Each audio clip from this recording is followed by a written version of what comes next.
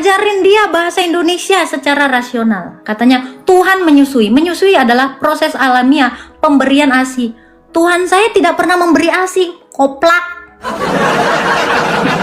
Terlalu banyak ayatnya. Tapi saya nggak mengizinkan kamu jadi oten ya. Kamu terlalu on, nggak bisa bedain disusui dengan menyusui. Kamu goblok gitu loh, malu-maluin. Kau mending gak usah masuk oten, kau tetap aja di situ di agamamu itu. Jelasin dulu, mana ayatnya, dalilnya kamu terangkan. Terangkan.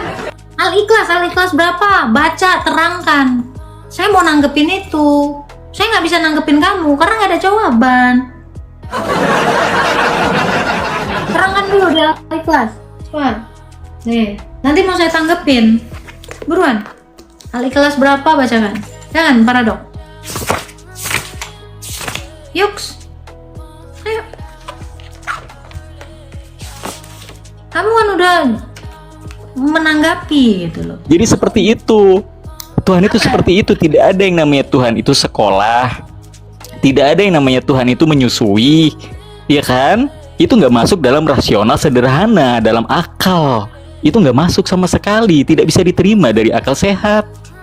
Jadi seperti itu yang dimaksud konsep. Ya, tidak bisa diterima. Apalagi di dalam kitab gospel maupun Al-Quran itu kan sudah jelaskan. Kalau Al-Quran, Tuhan mengklaim dirinya bahwasanya dia Tuhan, sembahlah aku. Nah, sementara di kamu itu nggak ada. Makanya saya bilang, ada nggak dia mengakui dirinya? Katanya Yesus, ini aku Tuhan. Ada nggak ini aku Tuhan, sembahlah aku? Itu kan harus.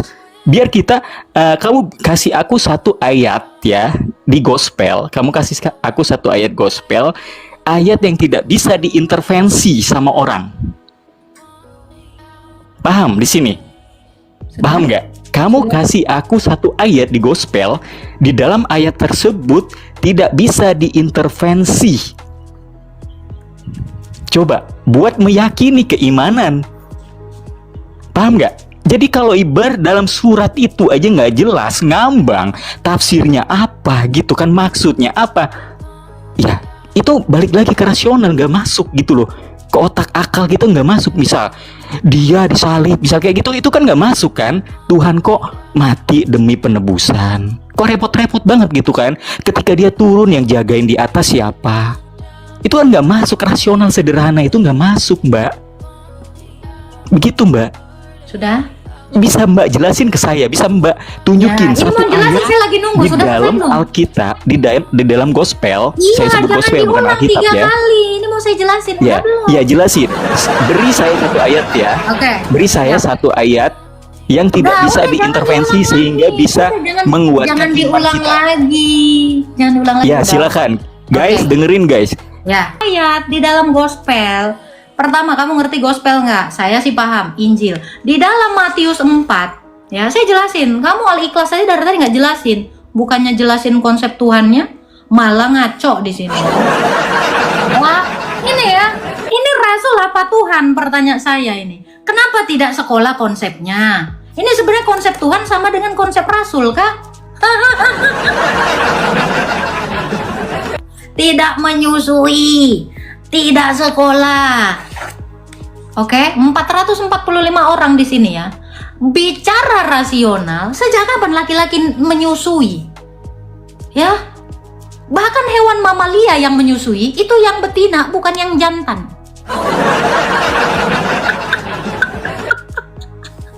Di dalam Matius 4, ya, jelas sekali, ya. Udah saya bilang, di dalam Matius yang keempat, bahkan Yesus sendiri membawa dari Tauratnya Musa, ya dikatakan ya, kamu tidak boleh mencobai Tuhan. Ketika iblis mencobainya, ya, ini kita bicara rasional, namamu paradoks. Semoga kamu tahu ini ayat paradoks. Ini bagus, saya suka ini ya. Tapi dia belum bisa juga menjelaskan Tuhannya ikhlas berapa. Aku ikhlas dibohongi. Gitu. Oke, kita jelasin. Aku mah suka menjelaskan Tuhanku, bukan malah nyinyirin Tuhan orang. Dengerin paradoks. bukan ya, itu tugas kita menjelaskan Tuhan, bukan nyinyirin Tuhan orang. Tapi itu tadi ya, tidak sekolah, tidak menyusu, ini konsep Tuhan apa konsep apa konsep pria laki-laki ya, pria atau laki-laki nih ya. Ya, maka Yesus dibawa oleh Roh ke padang gurun ya. Lalu datang si pencoba itu ya, dicobai iblis gitu ya. Katanya, jika engkau anak Allah, perintahkanlah batu-batu ini menjadi roti. Lalu Yesus berkata, ada tertulis ya, manusia tidak hidup dari roti saja tetapi setiap firman. Ini kita masuk sini. Kemudian iblis membawanya ke kota suci, menempatkan dia di bumbungan bait Allah. Ya, lalu berkata kepadanya, jika engkau anak Allah, jatuhkanlah dirimu ke bawah. Sebab ada tertulis mengenai engkau. Ya, ada tertulis mengenai engkau. Majang, iblis saja tahu. Ada tertulis di dalam kitab nabi-nabi tentang Yesus. Ya, ia memerintahkan malaikat-malaikat dan menatang engkau di atas tangannya supaya kakimu jangan terantuk di batu. Ya, Yesus berkata kepadanya, ada pula tertulis, jangan engkau mencobai Tuhan. Di sini Yesus mengakui dirinya adalah Tuhan. Karena iblis mencobainya, tapi Yesus berkata, jangan engkau mencobai Tuhan. Di sini Yesus mengaku Tuhan kepada iblis, ya. Dan iblis membawanya ke atas gunung yang sangat tinggi, memperlihatkan kepadanya semua, ya, semua kerajaan dunia, ya, semua itu akan diberikan kepadamu kalau engkau sujud menyembah aku. Ingat tadi yang dicobai Tuhan. Maka berkatalah Yesus kepadanya, enyahlah iblis, sebab ada tertulis, engkau harus menyembah Tuhan Allahmu, hanya kepada Dia saja engkau berbakti. Jadi nggak boleh iblis minta disembah, tapi menyembah Tuhan yang adalah dirinya sendiri. Ini yang saya sebut ayat paradoks. Seolah-olah dia menyebutkan Tuhan lain, tetapi itu merujuk kepadanya. Oke, itu ya. Kamu tanggapin dulu itu. Kamu Oke, gantian apa? Ya, giliran saya ngomong diam ya, jangan diturunin. Ingat, tadi pertanyaan saya ya, jadi turunin. Ya, jangan diturunin ya. Oke, jangan diturunin. Kamu mau menanggapi? Kenapa ini pertanyaan saya. Pertanyaan saya. Ulang lagi. Yaudah, kita diem dulu guys. Saya ingatkan. Ini konsep tidak sekolah dan tidak menyusui. Kenapa ini kepada nabimu? Itu pertanyaan saya. Kamu jawab, ya. Yang kedua, kamu menunjukkan Al-Ikhlas ayat berapa dan kamu terangkan. Itu aja. Jelaskan. Oke. Saya follow up ya. Oke. Kenapa kita di sini kan ngomongin masalah mengenai konsep yang masuk dalam rasional sederhana akal manusia ya. Anda mengatakan tadi bilangnya menyusui. Yang saya sebut menyusui itu ya Tuhan kamu yang dilahirkan dari Maria, sosok seorang manusia ya yang dilahirkan menyusui. Nah, apakah itu bisa dibilang Tuhan? Itu yang saya bilang tidak masuk rasional sederhana manusia. Itu tidak masuk hukum akal yang seperti itu. Bukannya kamu ngomongin Rasul Muhammad, itu Rasul bukan Tuhan kita. Muhammad adalah Rasul. Paham di sini ya kan? Bedain dulu. Rasul Muhammad SAW itu Rasul bukan Tuhan. Ya kan? Nah, terus ayat yang kamu bacakan itu kepada siapa Tuhan itu? Apakah ada dia menyebutkan Yesus? Yesus itu adalah Tuhan. Ada? Tunjukin kalau emang ada. Saya pindah sekarang. Saya tantang kamu. Ya, nah di situ. Kenapa saya tidak bisa masuk dalam rasional teman-teman ya? Saya rasa ini terlalu akal pikiran itu udah tertimbun sama dogma-dogmanya Paulus di dalam gospel. Kenapa? Coba kalian perhatiin. Ketika Tuhan lahir, itu kan yang Tuhan yang mereka tuhanin ini kan lahir kan dari sosok Bunda Maria. Ya kan lahir. Artinya dia sebagai manusia. Waktu itu dia udah Tuhan. Ya kan? Terus dia menyusui, terus dia sekolah.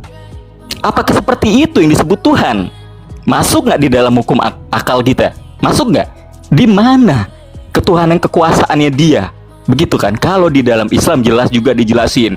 Ini aku adalah Tuhan, sudah dijelasin, ya kan? Udah ngeklaim dirinya, ini aku Tuhan, sembahlah aku. Ya kan, telah kuciptakan langit dan bumi. Jelas, itu menunjukkan kekuasaan.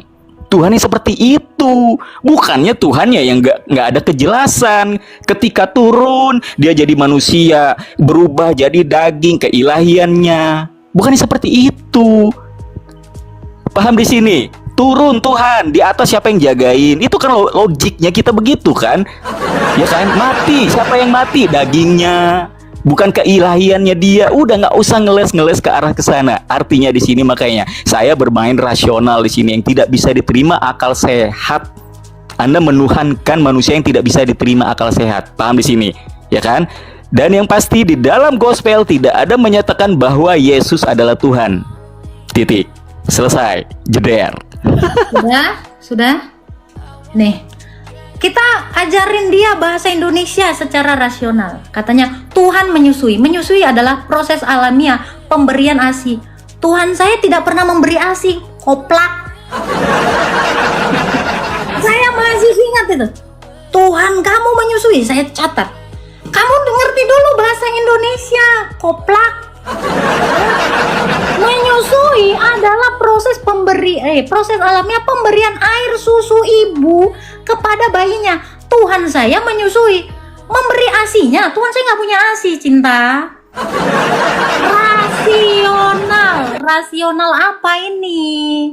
Ya, ini mau ngomong rasional kamu itu tahu dulu disusui dengan menyusui itu beda.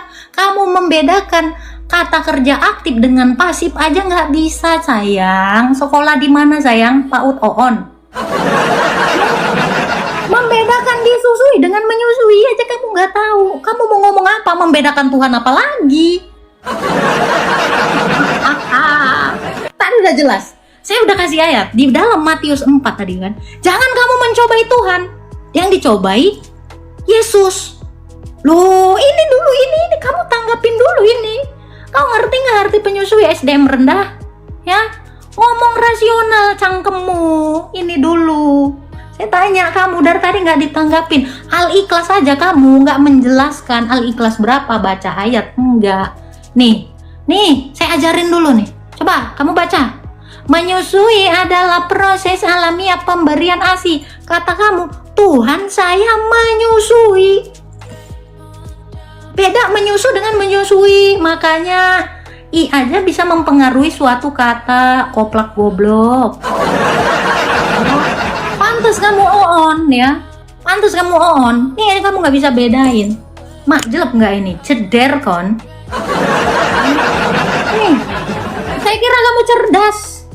Ini kan udah bilang. Yesus dicobai. Di sini dia dicobai. Nih kalau kamu ngerti dari tadi. Saya bisa menunjukkan ayat yang lain ya. Dikatakan, jangan kamu mencobai Tuhan. Tuhan Allahmu. Ini ayat. Itu baru satu. Saya mau punya banyak ayat. Katanya pindah agama. Yang kayak kamu itu nggak bisa membedakan disusui dengan menyusui aja. Kamu nggak usah masuk Kristen. Memalukan. Gak ada otaknya. Ya, terlalu banyak ayat dia mengaku diri Tuhan. Muter-muter dari Sabar. tadi. Halo, kamu aja nggak ada jawaban, diam. Ini bagian saya. Saya tungguin kamu. Kamu jangan nggak nungguin saya. Nggak usah bilang muter-muter. Itu jawaban saya udah dari tadi. Kok kamu aja nggak ada nanggepin? Masa saya mengulang lagi kata-kata saya? Nih, kamu menyebut aku guru dan Tuhan. Guru dan Tuhan. Aku dan katamu tepat. Sebab memang akulah guru dan Tuhan. Tuh satu lagi tuh. Dia mengaku Tuhan. Oke, kita baca lagi Wahyu. Ya. Nih, mudah-mudahan kamu ada otaknya gitu loh. Mengerti bahasa. Masa kayak gini aja kamu nggak ngerti. Nih, kita bawa lagi nih. Wahyu 1 ayat 17. Nih, aku sendiri kata Yesus. Bukan katakanlah dia, katakan Dora. Nggak ada gitu, katakan. Ngomong sendiri nih. Ya. Dikatakan di sini ayat yang ke-17. Ya. Oh. Wahyu 1 ayat 17 dikatakan ini. Aku adalah yang awal dan yang akhir. Ana wal awalu wal akhiru, bahasa Arab. Ini nggak bisa selain Tuhan ini yang ngomong gini. Ya, nih yang bisa mengatakan akulah yang awal dan yang akhir. Ya, ini hanya Tuhan yang bisa ngomong. Ayat 8-nya lagi. Nih ya, dikatakan, aku adalah Alfa dan Omega, firman Tuhan Allah yang maha kuasa. Nih, dia mengaku maha kuasa. Ada lagi nih, terlalu banyak ayatnya, tapi saya nggak mengizinkan kamu jadi oten ya. Kamu terlalu on, nggak bisa bedain disusui dengan menyusui. Kamu goblok gitu loh, malu-maluin. Kamu mending gak usah masuk oten, kau tetap aja di situ di agamamu itu. Lalu dikatakan ya, sabar. Ayat aku Yesus mengutus malaikat. Nih, 22 ayat 16. Terlalu banyak. Muter-muter. Banyak dalilnya. Bukan muter, ini nunjukin ayat. Kamu kan dari tadi cuma bawa congor, nggak punya dalil. Yang ngomong itu siapa? Sabar. Nggak usah ngeklaim. Guru kok diomongin Tuhan. Baca matamu. Aku Yesus telah mengutus malaikatku. Ceder kon. Ya. Sekarang tugas kamu adalah ya. Tugas kamu adalah menjelaskan itu Al-Ikhlas berapa gitu. Jangan saya nunjukin begitu banyak ayat. Pertama di Matius 4. Jangan kau mencobai Tuhan. Dia mengaku dirinya Tuhan Allahmu. Jangan kau mencobai Tuhan Allahmu. Di situ dia mengatakan yang awal dan yang itu kata dia sendiri aku. Bukan katakanlah dia, katakanlah Dora. Dah, ceder kon kau dibawa aja on. Tuh, yang paling mencekam dari pernyataanmu adalah Tuhan menyusui, Tuhan sekolah. Itu kayak seseorang yang saya tahu tidak pernah menyusui. Minimal, ya kenapa saya turunkan? Kamu terlalu on, nggak bisa membedakan menyusui dengan disusui. Kualitas kamu lagi-lagi kelihatan di sini. Tuh tadi saya bilang, nih, menyusui adalah proses pemberian ASI. Kalau kamu bilang Tuhan saya menyusui, dia nggak punya ASI. Kamu itu berkali-kali kosong, bukannya sibuk menjelaskan Tuhanmu. Ya, kamu harusnya menjelaskan Tuhanmu. Saya menjelaskan Tuhan saya. Aku mengutus malaikat. Gitu loh. Saya tanya sama kalian, siapa yang boleh mengutus malaikat? Saya tanya sama kalian. Jangan letterlek, harus pakai ayat paradok lah. Ngerti nggak? Ya, arti dari paradoks. Kamu harus pakai ayat paradoks. Nih. Nama kamu itu loh. Ya, paradoks adalah suatu pernyataan, proposisi atau situasi yang terlihat kontradiktif, tidak logis, bertentangan dengan akal sehat. Namun, setelah diteliti lebih dalam, ternyata mengandung kebenaran. Makanya saya bilang, nama kamu paradoks, tapi kamu nggak mengerti arti paradoks.